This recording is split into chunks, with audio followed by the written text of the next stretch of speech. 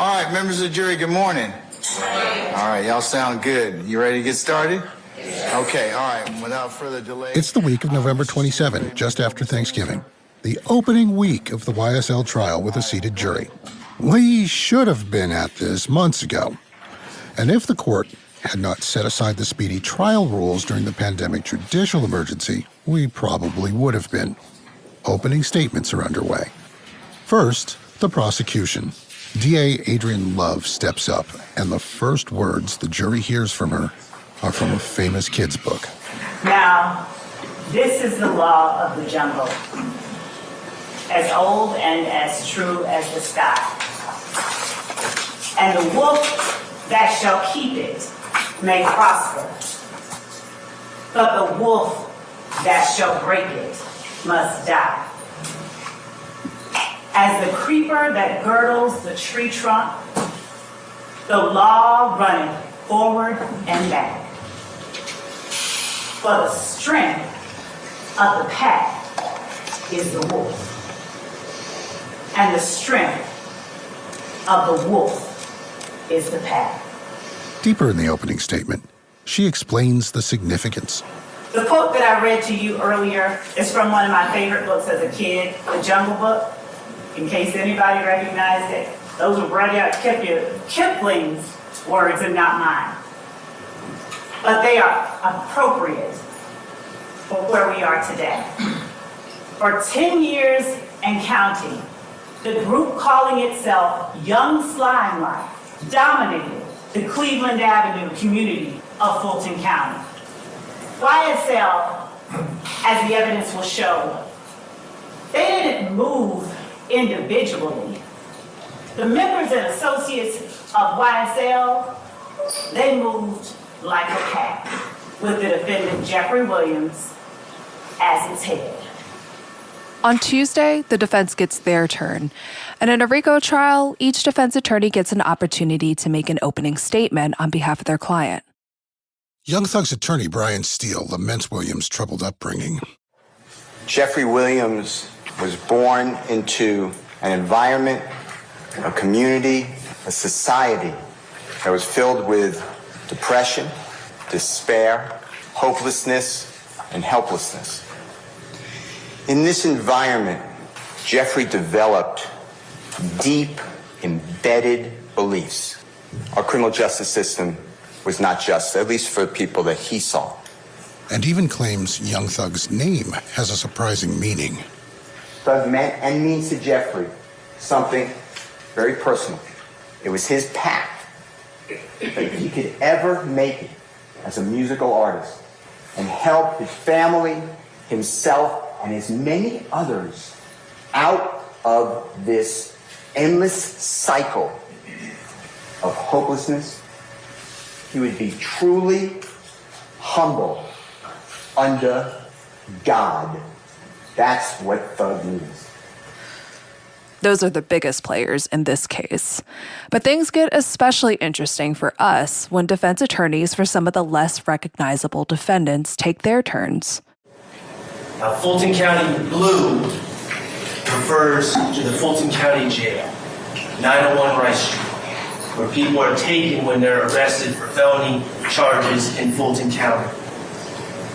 And Fulton County Blue refers to the jumpsuits that these individuals wear.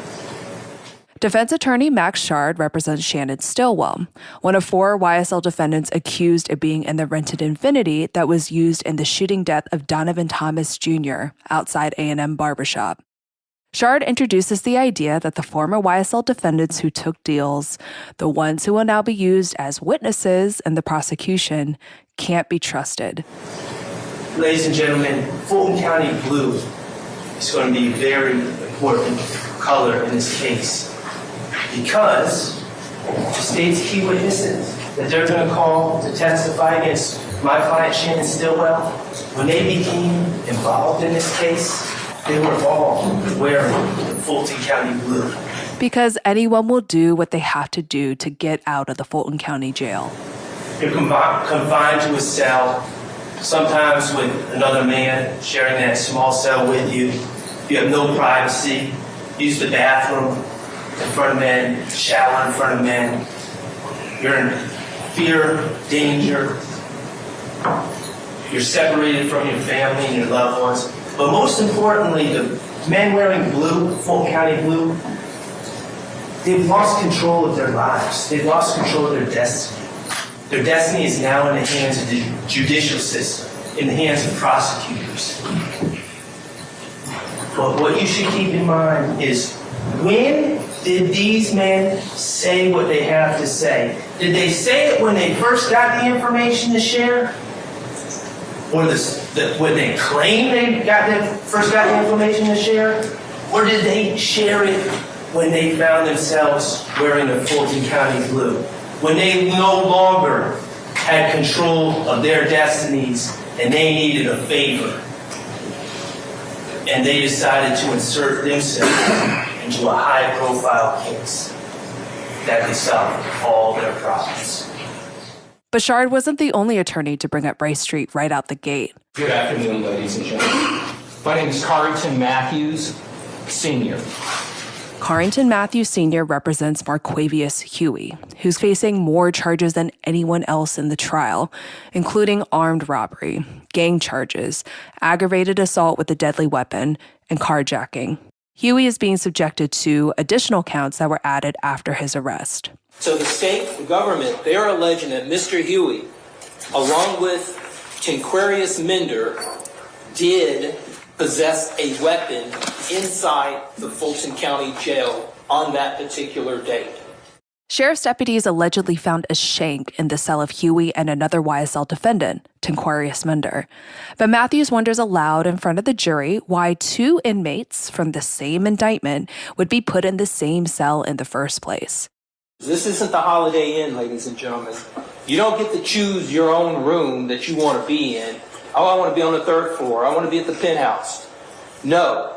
The facility has made a decision to put two individuals who are on the same indictment in the same cell. Not the same pod, not the same facility, but the same cell. The implication Matthews is making is that Minder and his client Huey could have been set up on that February day when the weapon was allegedly found. When they do this raid, they tell everybody, get down on the ground. Keep your heads looking down. Don't look up at us. Two individuals on the same indictment, in the same cell, and they go to that particular room during their first. Using Rice Street's sordid reputation as a defense is an interesting strategy. It also may be a good one. We know that the Fulton County Jail is plagued with problems. Not small problems, huge problems. What kind of problems? Problems of people dying there. Infestated dead person with bugs on them. In your jail that you pay tax dollars for. The jail is falling apart. The jail is under federal investigation for inmates not receiving adequate medical care, employees having legal problems. So they charge Mr. Huey and Mr. Minder with possessing a shank. You will learn that there are cells that are left open. And that is not a safe place to be when a cell is left open and you're just trying to lay your head down and sleep. There are scenarios where you want the cell to be locked. So we're going to ask some difficult conversation questions when that time comes. Who needs to wait? We've talked about Rice Street before. It's part of the YSL case and the story. Two YSL defendants are charged with trying to kill the rapper YFN Lucci in jail and of asking Young Thug for permission to take another shot while they're locked up. Young Thug isn't being held in the Fulton County Jail. Sheriff Pat Labatt sent him to Cobb County in an effort to minimize conflict. And then there's Kenneth Copeland. That's Lil Woody to his friends. He's the state's star witness. In that videotaped conversation with police we featured earlier in the series, he's desperate to avoid going to Rice Street. says he'd much prefer to do time in prison than sit in that jail. People around the world started hearing about Rice Street when Donald Trump's mugshot started circulating this summer. But the jail's existence predates these headlines by decades, and it's been name-checked in Atlanta rap for some 20 years. It's an Atlanta marker, a landmark as relevant to trap as Bankhead or Magic City. Atlanta rap artists have known that Fulton County Jail is actually more dangerous than any street corner in the city. Some of the people we've been talking about in this podcast have bled on Rice Street's cracked concrete floor since the start of this trial. Some have been murder targets. Some are accused of trying to murder others in this jail. And all around them, bodies are falling. That blood behind bars matters to music, to Atlanta, and to this case. And today, we delve into Rice Street's sordid reputation with people who have spent time inside. Like 20 people stabbed me up. I got stabbed 35 times. I had no idea that in America people would be treated this way prior to even seeing a judge. I'm George Chidi. And I'm Christina Lee. This is King Slime. The prosecution of Young Thug and YSL. Atlanta has never had a jail that wasn't some kind of problem. Rice Street is the 6th jail built for Fulton County since 1900, and every single one eventually had to be rebuilt or replaced because of overcrowding, degradation, and violence. Atlanta met the crack epidemic of the 80s and 90s the way you might expect. Mass incarceration. The newest and one of the deadliest drugs sweeping the country today is crack. Drugs now appear to have penetrated every level of society, but it's as innocent looking as candy, but it's turning our cities into battle zones. The city got Atlanta's abusive Red Dog unit of drug cops. Says they're called Red Dog after the blitzing football defense of the same name. Red Dog, we're told, is supposed to hit hard and fast and make their presence felt at what police say are known drug hotspots. It got expanded courts, but it did not get a jail that could handle what those cops and courts sent them. Fulton County opened the jail on Rice Street in 1989. On paper, it's designed for 1,125 inmates. As far as we can tell, it has never held fewer people than that. The current target is 2,000. But at times, it's been stuffed with well over 3,000. Atlanta's rappers haven't missed the beat on Rice Street.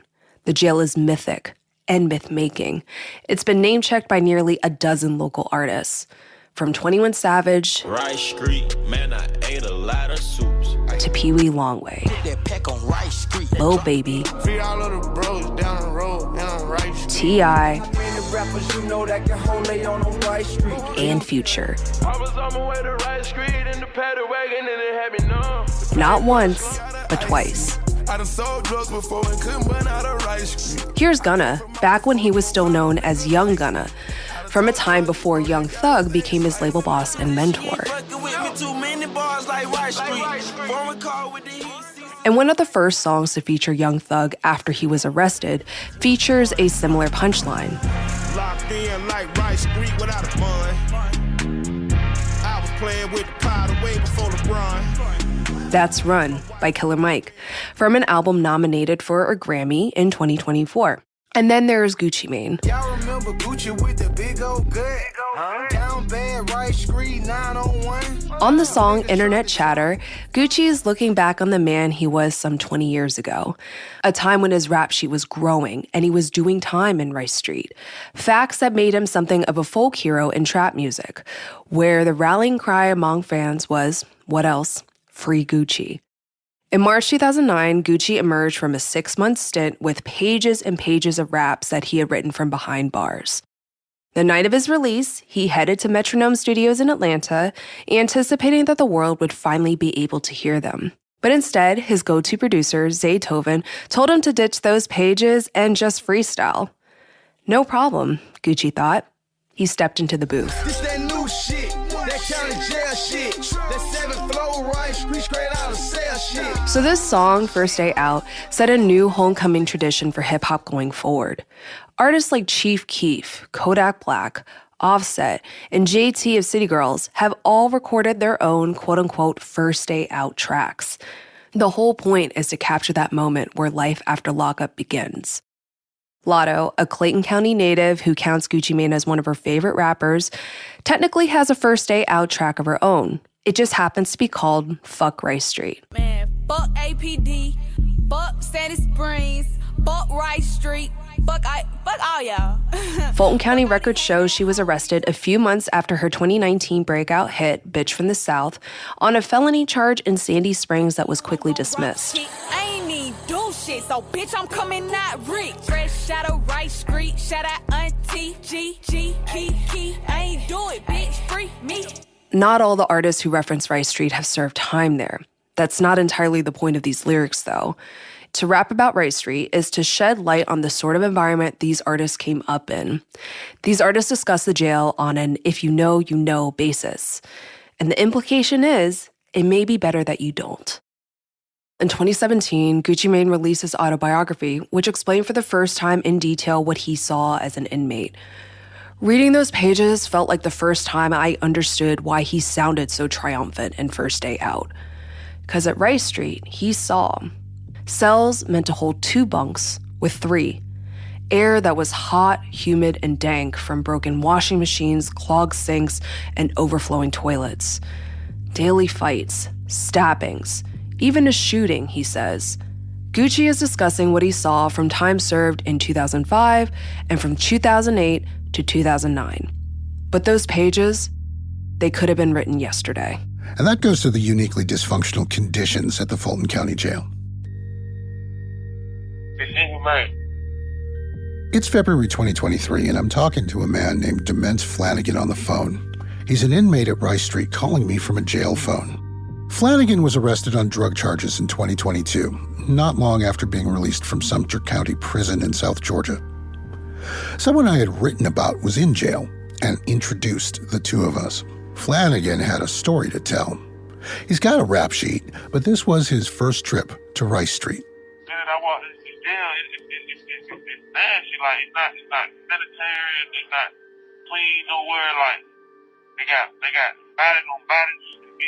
It's hard to make out on the crackly prison phone line, but he says here, the minute I walked into the jail, it's nasty. It's not sanitary. It's not clean anywhere. They got bodies and bodies in intake.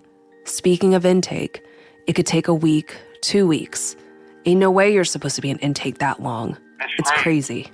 Intake is the main floor holding cell where new inmates are held for processing before being put into cells.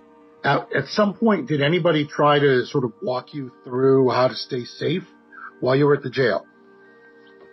No. I know. Deputy told me, I'm taking you to a place where you do a lot of stabbing. I'm like, why are you taking me over there then? They do a lot of stabbing over there. Why are you taking me over there? Like, Wait, so the deputy said that they were taking you to a place where they do a lot of stabbing. yeah. Even after the cryptic warning, when Flanagan gets up there on the 5th floor, he's shocked at what he sees. On the 5th, 6th, 7th floor, like the showers, mold everywhere. The doors broke. You know, like one officer, day shift and night shift. And the push security, ain't no doors locking down. They got all night. They got knives, swords, machetes, all types of stuff. Like, it's crazy. Did you say swords and machetes? Yeah. The higher you go at Rice Street, the tighter the security. Because of their long-term stays, it's likely most of the YSL guys are on floors 5 through 7. It's on floor 5 where Flanagan says on February 12th, 2023, he's in his cell when he gets jumped. That was the day room. I made my way up the steps, got to the room, locked myself in the room, while trying to hold the door into the room, got it locked. Then they tried to open it up. They hit the rooms and stabbed in my arms, and I had to let the door go, and they came and started stabbing us. They came into the room and stabbed me in my arms. I had to let the door go. They came in and just kept stabbing. All right, wait. They gonna go all the way. This is how it went. Ain't no other way. So you saw them coming, they attacked you, you were in the hall, and then you ran back into the room and closed the lock, and then they broke the lock and broke into the room. How many people jumped on you? Like 20 people stabbed me up. I got stabbed 35 times. So you right now, you were assuming it was a gang thing, but there was never anybody who said, like, we're coming after you and this is why? No one ever told me that. I don't have enemies. No one don't understand how they got stabbed up like that. I don't have no enemies. I'm a people's person. Like, I'm friendly, I'm kind, generous person. Like, I don't have enemies. To be clear, Flanagan is not saying any of the YSL defendants were involved in this incident. Flanagan is actually calling me from a phone in the medical unit of Rice Street. When we're talking, he's still recovering from those 35 stab wounds he received from 20 inmates. How are you, like, what's your mental health like right now? Are you in fear? I mean, ever since I've been stabbed up, I've been having nightmares. Ever since I've been stabbed, I've had nightmares or sleepless nights. You know, stuff like that. Have you seen any other fights or stabbings before you were injured? Yes, before I was injured and after. Right. So, how often is this happening? What are you seeing? You have 1 minute left. Often, like. Often. It was almost like I can't get space. It would go on. They let folks get stabbed and whatnot. Flanagan has been locked up before. He's even served hard time in state custody. But he's never seen anything like Rice Street. It's crazy. I've been in prison. It's rougher in here than it is in prison right now. Like, it's crazy. Like, I've been in prison. It's rougher in here right now than it is in prison. I ain't never been stabbed. Like, I just did 6 years in prison. I never got stabbed or nothing. I just did 6 years in prison and never got stabbed or nothing. Flanagan hopes, by talking to me, that people will learn what's happening at the jail. But he's only given a few minutes to talk to us. Our call is about to cut off. It's time to say goodbye. You are incredibly lucky to have survived this. Yeah, I know. Yeah, I'm glad they stopped when they stopped. Do you have a sense of, so what stopped them? The grace of God. That's all I can say, thank God. Demands, I am grateful for you. And, I'm grateful that you've survived. Take care. Keep your chin up. All right. The caller has hung up.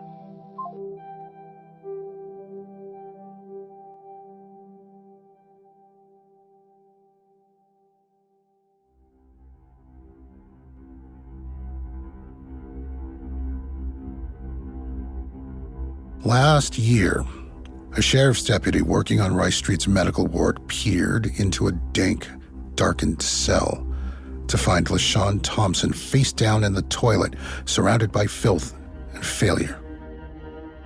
The family of a man who died in the Fulton County Jail says he was eaten alive in his cell by bedbugs and insects. Other people came to the cell in hazmat suits to pull his lice-covered head from a bowl full of his own waste. 35-year-old LaShawn Thompson was arrested last June for simple battery, a misdemeanor. The pictures of Thompson's body, his face and torso covered with bugs, are too graphic to show on TV.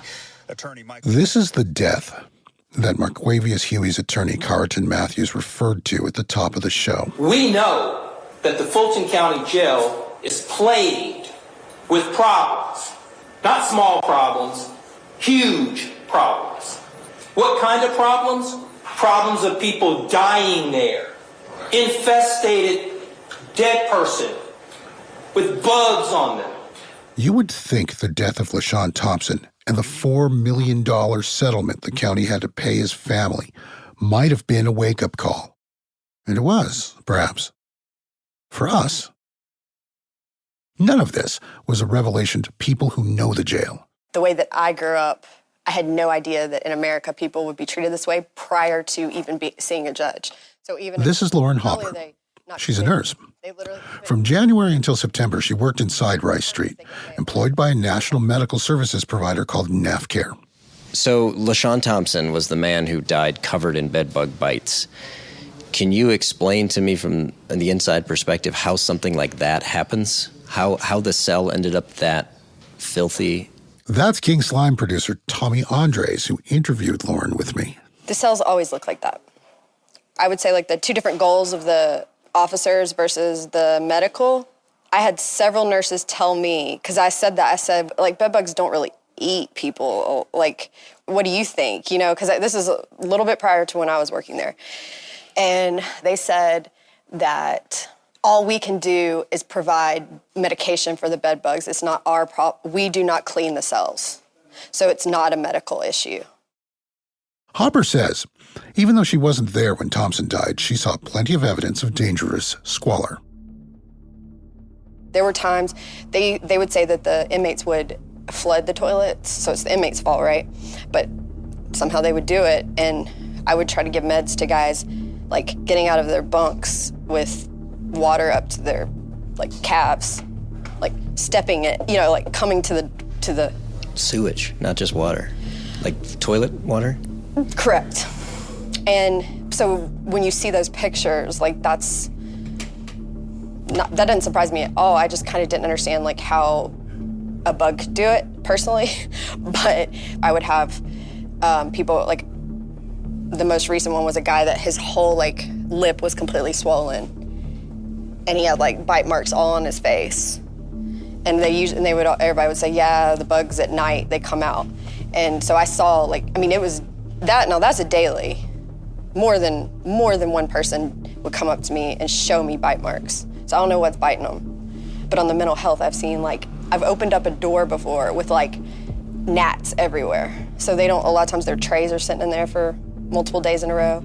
I've seen feces on the wall with like, and again, these are probably like a mental health floor, but I'm pretty sure that's he was located there. And I think they let them out once a day, maybe. And if they're in a place where they don't want to come, you know, they say no. It's not like anyone's like, no, like you need to. They're just like, he don't want to, next. And so they might spend days without even looking, you know, they might make sure that they're breathing from afar, but it's not like they're doing any kind of check on them. And then how would an officer really know what to look for when it comes to the medical? So how often are the cells cleaned, and how big is that staff? Like, is it? I've never seen staffed. I don't know who cleans it. I've never seen, maybe the trustees. I see trustees like sometimes sweeping. Trustees are volunteers? They're the inmates that they say like based on their behavior, but it's not true because I know a few of the murderers that are trustees, so they're allowed out in the with everyone. But yeah, they do work. So there is no cleaning staff at the jail? At least for the cells. I mean, maybe potentially for the staff areas or something, but... I don't think... No. Holy shit. I don't think I ever saw... Because nurses are like inherently kind of, we clean our area, so I guess I just didn't... I definitely wondered like, how long has this been this way when I would see someone with multiple, with their food like stacked or something. And then with the overcrowding where a lot of them were sleeping on, they call them boats, on the floor. A lot of them were on the floor, and they had them on. And I think that the numbers are down now, but they had reached a point where it was like people were waiting just to have a cot, so they're like out in the open. So then obviously it's gonna get dirty faster than anybody could ever probably keep up. But I'd have to think about that. I don't think I ever saw like a cleaning person. The most insane part of all of this is that these aren't convicts. These are people who have been arrested and are merely accused of a crime. Not only are they not convicted, they literally haven't even been able to determine if they get, have a bond. Hopper says that folks sent to Rice Street are hit hard by the dire conditions the second they come in the door. My thing was an intake, so then I'm sitting there. Each person comes in, telling their story to me, and I have like the glass so I can look out. And then we just have everybody else in these, about 5 or 6 cages pretty much. And there were 15, 20 guys in one little like closet space. They couldn't get them out of the intake area because there wasn't any room upstairs, but there was nobody there was no sense of urgency. So it would be like There were guys there for a week. What, you mean like in In this a little... cage, correct. In the intake section? Correct. And you aren't allowed, and there's things like your mental health meds that until you see a mental health provider, which we don't offer unless you're suicidal, you don't get them when you're down in intake. So you go how many days without your meds, and then you act out, and then the officers punish them by, they won't open the doors at all. I mean, I would see like men that I knew based on like looking at them that they have, COPD, certain things like that, and they'd get all kind of worked up and start turning red. And I'd be like, can you let them just sit out there? And like so many of them would start having panic attacks. And I'd be like, they just need to breathe. Like they're not trying to do anything. They would, a lot of times the officers would, you kind of just get jaded and you just assume that the person's just trying to act out because they want privileges. And it's like, you're in a box for 7 days. Like I would have lost my mind. It was me and one other nurse would do our best to at least let them try to come out for 5 minutes to breathe. And to think that was like pulling, something that was difficult to provide was just like, this is inhumane. And these people, would be trespassing or something. And it's just like, it's traumatic. Occasionally, staff would have to separate someone down in intake for all sorts of reasons. Hopper says one in particular is burned into her brain. Him, and allegedly, he tried to kick the officer, so they put him in the cell by himself down in intake again. So this is someone that's just got there, charged, but hadn't seen a judge. And then I don't know how much time went by, but something happened where I guess they were walking by and saw like his hair sticking out from the bottom of the cell. So you knew he was on the ground and ran over there. He's not responding. He's you don't see any movement of the hair. So it's just like, so then they were like, all medical, all officers. And we all go over there and it was like 20 people. It was like the whole jail. And we're all just standing there because we can't get the door open. So then they get maintenance and this guy's down and you're just expecting the worst. You're like, you're going to find a cold body? So maintenance comes, he can't get it. So one of the biggest officers, kind of like, you're like kind of stocky, he grabs the crowbar and just starts like doing like old school, like just trying to. So basically we finally get the door open. I'm going to go about at least 15 minutes. The man was lying on the floor, unresponsive. And then we pull him out. Somehow he's like, he tied his belt around his neck, but he's still breathing. So we don't know if like maybe he just wasn't able to complete it or if who knows what it was. The man survived.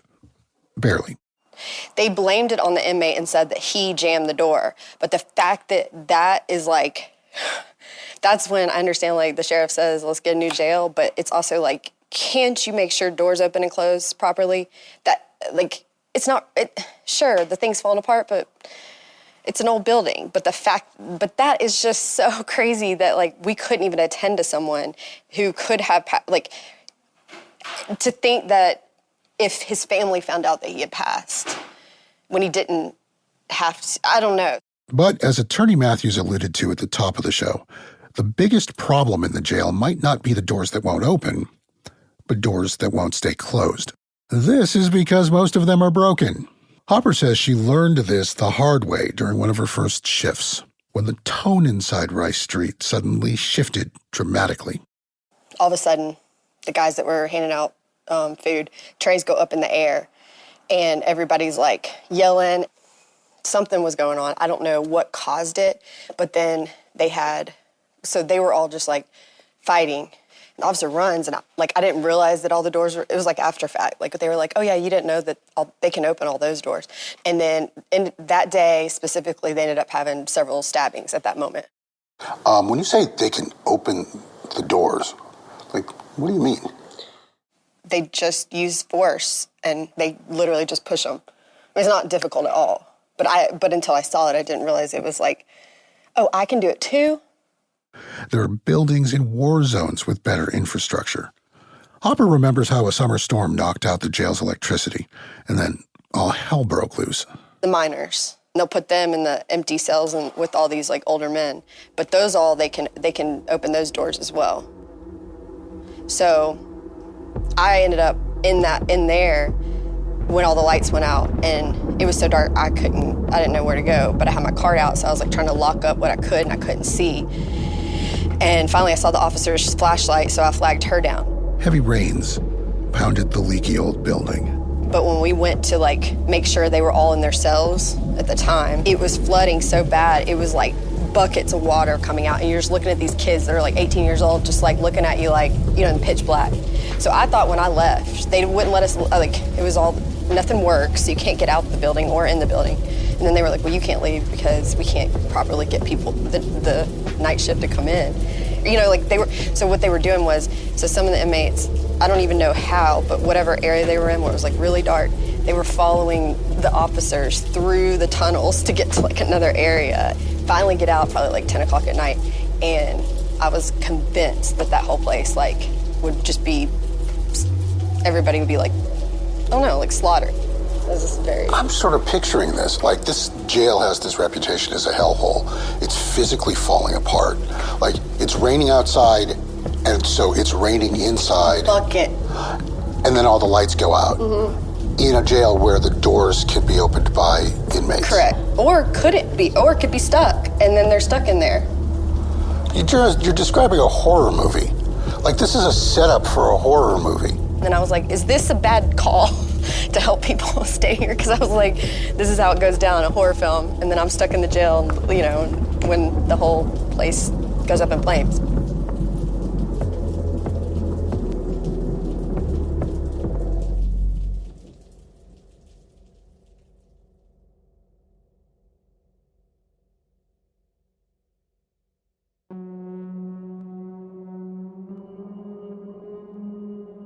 Rice Street was built in 1989. It's not ancient by any means, but it is truly crumbling. Inmates have been breaking the building into pieces to forge shanks. Figures released by the sheriff through the first 10 months of 2023 tally 293 stabbings, 337 fights, 922 assaults, and more than 1,186 confiscated shanks, according to the Atlanta Journal-Constitution. Nearly every day, someone is getting stabbed there. Nearly every day, there's a Demence Flanagan. Get this. An inmate managed to dig a hole Shawshank Redemption style through the walls of the jail, not to free himself, but to get to another inmate in the next cell block to stab him. The jail has also suffered from staffing problems of all kinds. Maintenance workers say they don't always feel safe enough there to work, which exacerbates the issues with infrastructure. But there are other types of staffing problems that are even more concerning. 2 days after Flanagan's attack, a sheriff's deputy allegedly opened a door to allow an inmate, Frank Hubbard, to enter a communal area from a different zone. Hubbard approached two men arguing and participated in a group beating and stabbing of 26-year-old Quayshawn Green. A group of inmates piled on one vulnerable prisoner, with the detention officer watching it all take place. This is on an arrest warrant, not for Hubbard, but for detention officer Gloria Franklin, charging her with violating her oath of office and other charges. Rather than stop the attack, Franklin let it unfold, the warrant states. A jail monitor's report of misconduct by a Fulton officer seems so bizarre. We've tried to uncover every detail about the alleged actions of Gloria Franklin, that if true, not only violates policy, but is also a violation of the law. Describing video evidence, the warrant says she then escorted Hubbard back to his zone, retrieved cleaning supplies, and cleaned up the blood on the floor. She didn't document the attack, and Green didn't receive medical attention until other deputies talked to him a day later, according to the warrant affidavit. Others, both deputies and unsworn staff, have been fired for misconduct, particularly smuggling drugs. The jail is averaging about one deputy a month being arrested and charged with crimes themselves, on charges ranging from sexual contact with prisoners to facilitating acts of violence by inmates. And finally, because of staffing shortages, there aren't enough deputies to respond immediately to an act of violence. And the people being held there know it, hence the glut of stabbings. For all the public focus on the horrifying death of LaShawn Thompson, The everyday life of a prisoner at Fulton County Jail is to experience fear of violence. But perhaps the most shocking thing is the lack of basic civility, which Lauren Hopper says she was slowly being conditioned to ignore. I see a lot of nurses do a lot of yelling, kind of like the officers do, just to kind of own the presence of being there, and I felt like that's not my style, and I didn't think I could ever really be that person, and so that worried me a lot. I didn't really have problems, except for the masturbate. I really didn't have problems with the inmates. If you, just like any human, if you treat them right, they pretty much respond, you know? That's a sentence. Like, except for the masturbation, I didn't. Well, because I feel like it's pretty bad, and I can't put my finger on where that comes from. I mean, there'll be like 10 of them, and they all have blankets on, and then they take the blanket off, and then the officer turns their head, and it's like this. Wait, what? Yeah. So they're like, you've seen pictures, or you know how like the jail, like they have the upstairs, and then they have the down, and then they all line up to get their meds. So I'm standing there, and then the officer's supposed to be like keeping control right here, but then they're like talking to someone else, or they're turned around like this, and every time they do, they pull the blanket back and are jacking off, and like there's like up to 15 of them at a time. One officer that kind of laughed about it, they were coming up to like the window where like my cart is, and they were like narrating, and then that's when I got mad, which is surreal that I'm acting like this is like normal, but it was kind of like they would have a story about how I wanted it, you know, like things like that, to where I could hear it, and then I was like, this is like. I'm sorry, I don't mean to re-traumatize you here. No. Well, what's interesting is it doesn't sound traumatizing to you. I know, this sounds right? very traumatizing to anyone. Like, well, because I think I'm a little bit like biased. Like I want to be on the inmate side, and I felt like that they didn't really treat me. But is this what an abused person says? Like, well, it's a sign of them being institutionalized, which is just surprising that you could be institutionalized to that level in a jail and not in a prison. Like that's what I think that's what I find most upsetting about that anecdote. It's like, this behavior is not something I would imagine any of these people would do on the street. Absolutely not, and that's why I would just kind of not forgive them, but like think there's like something behind that. The pandemic reshaped jails and prisons across the country and across Georgia.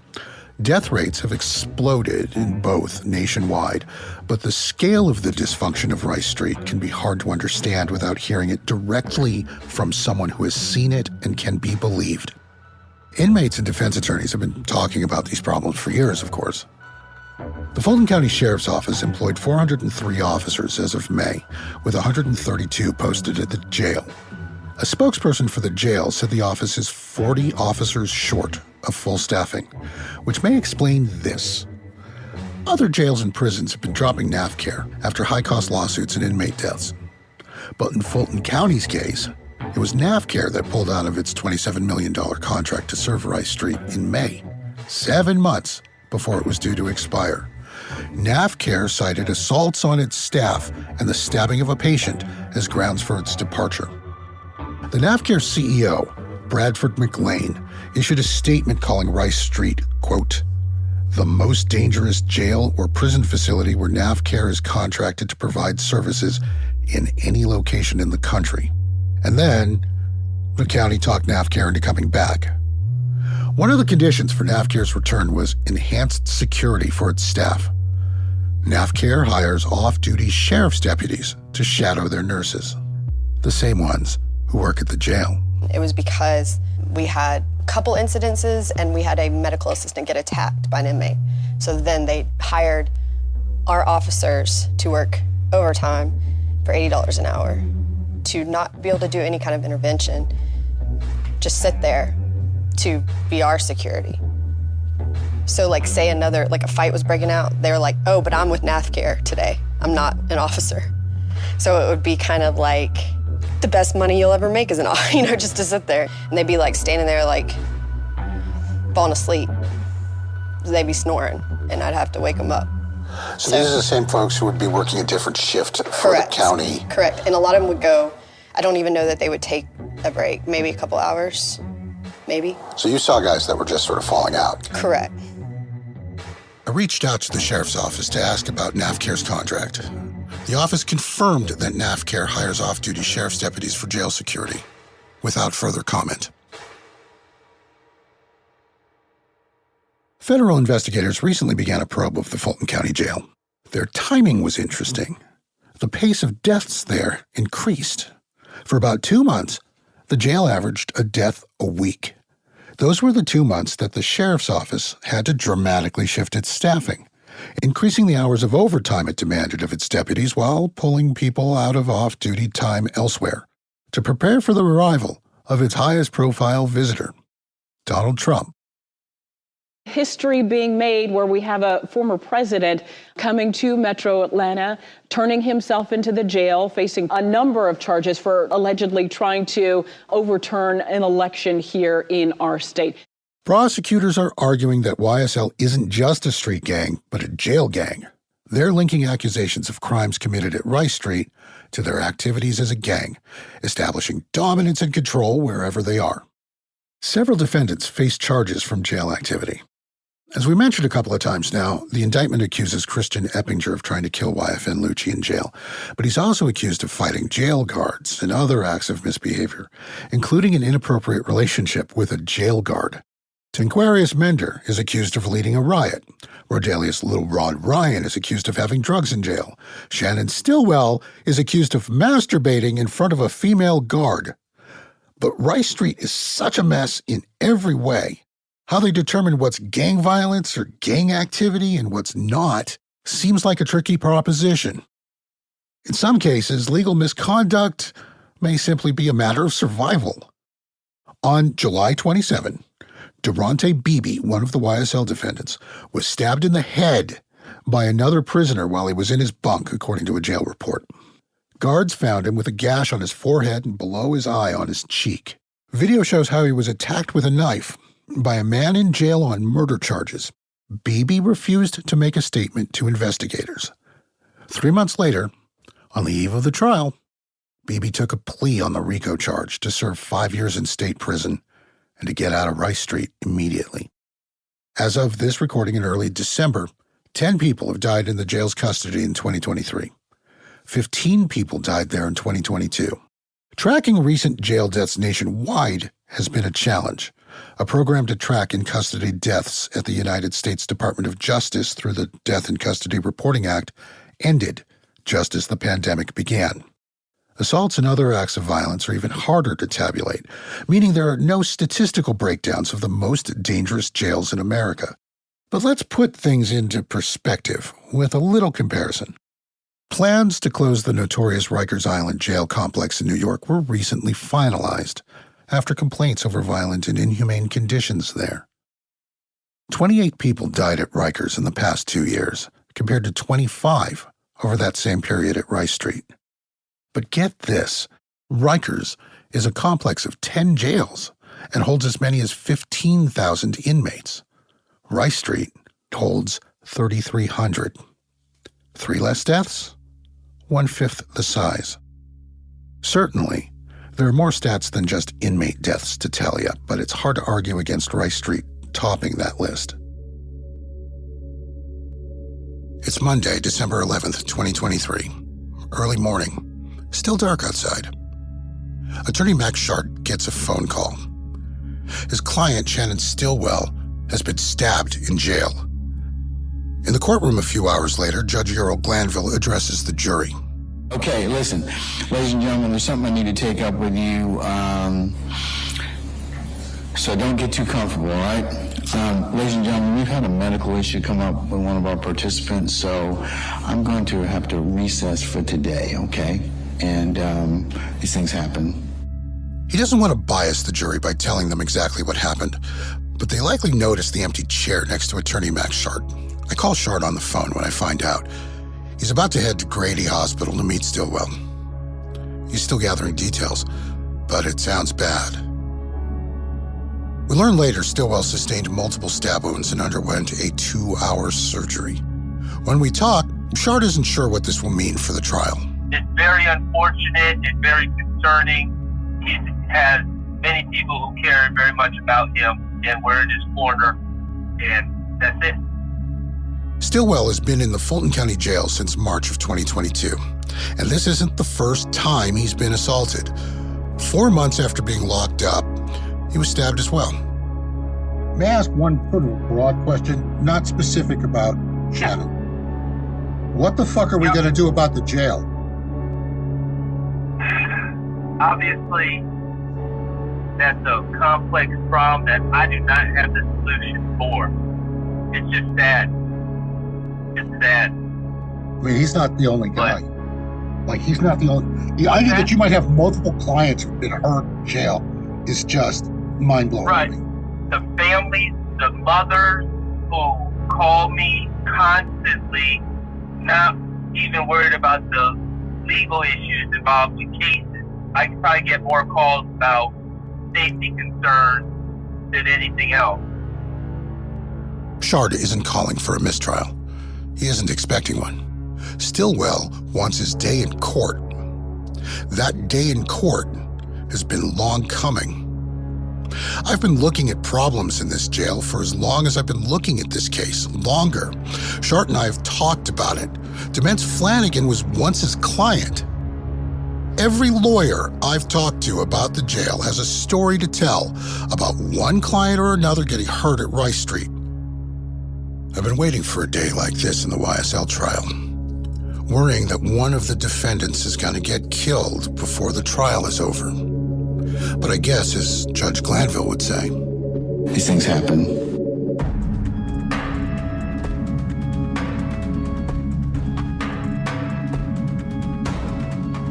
King Slime is a production of iHeart Podcasts and Heirloom Media.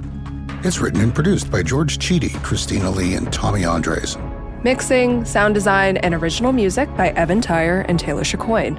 The executive producer and editor is Tommy Andres. Our theme music is by Done Deal. Fact-checking by Kaylin Lynch. Special thanks to Noemi Griffin. And to the Atlanta news outlets 11 Alive, WSB-TV, Atlanta News First, and Fox 5.